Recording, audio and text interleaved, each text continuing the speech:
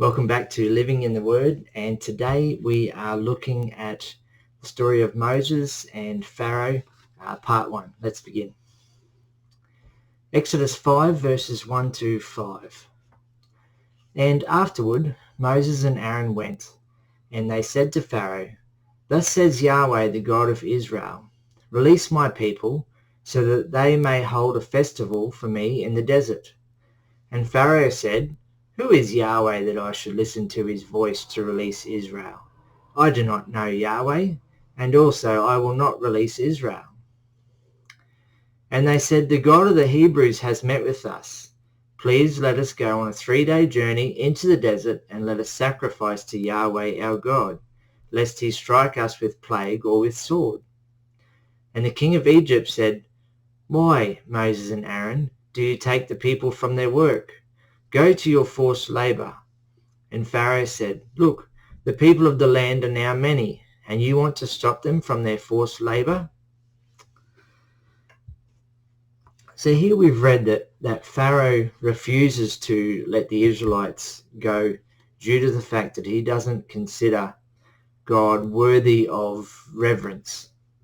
Remember that Pharaoh himself was viewed as a generational son of Ra, a god. So there is no respect for any gods outside the Egyptian kingdom.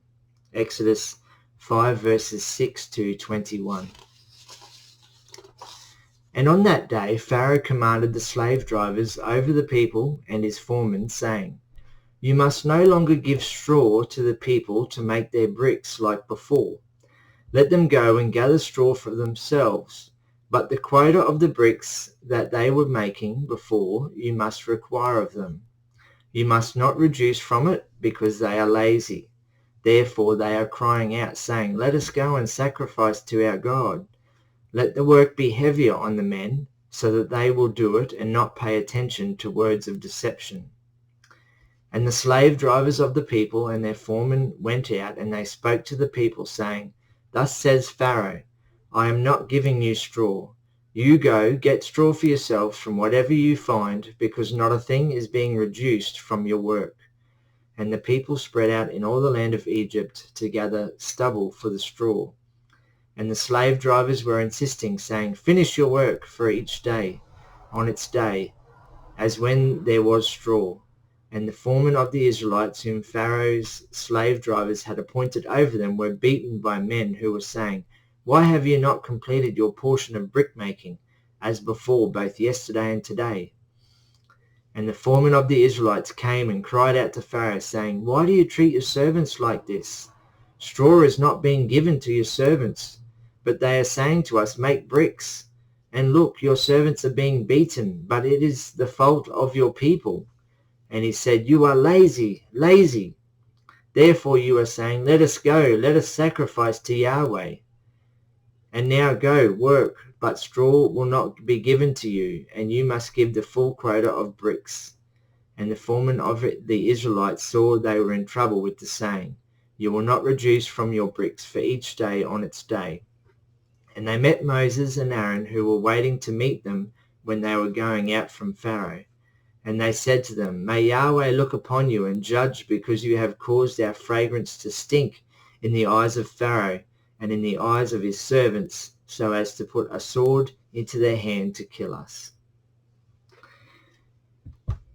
The Israelites' duty in Egypt is to make bricks, and one of the ingredients is straw. The Israelites had a quota of bricks to make each day.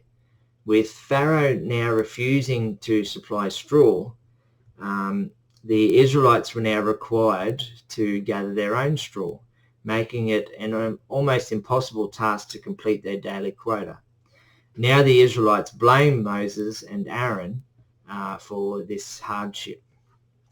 Exodus 5 verses 22 to 23. And Moses returned to Yahweh and said, "Lord, why have you brought trouble to this people? Why ever did you send me? And from the time I came to Pharaoh to speak in your name, he has brought trouble to this people, and you have certainly not delivered your people." It's quite human of us to question God when things don't work out to begin with. There is nothing wrong with Moses asking these questions of God. Exodus 6 verses 1 to 13. And Yahweh said to Moses, "Now you will see what I will do to Pharaoh, because with a strong hand he will release them, and with a strong hand he will drive them out from his land."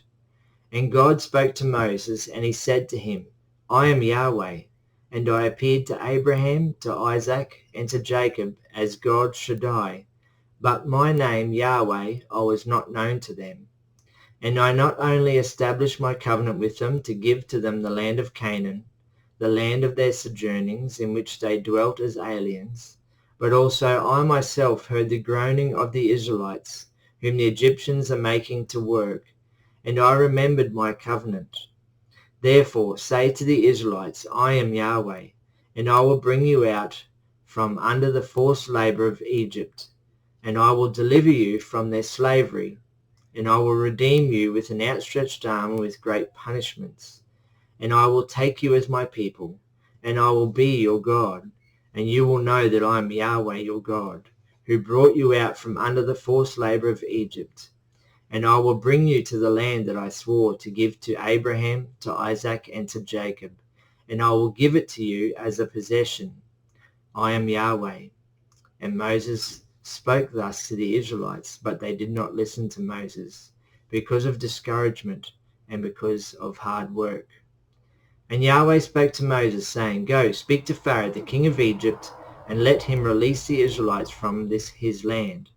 And Moses spoke before Yahweh, saying, Look, the Israelites do not listen to me. And how will Pharaoh listen to me, since I am a poor speaker? And Yahweh spoke to Moses and to Aaron, and he commanded them to go to the Israelites and to Pharaoh, the king of Egypt, to bring the Israelites out from the land of Egypt. God reveals his plan to Moses in a very broad perspective. He will come down on Pharaoh with a strong hand. God then reaffirms his promise, but still the Israelites do not believe Moses at this time. Thanks for watching. Stay tuned for the next video, and God bless.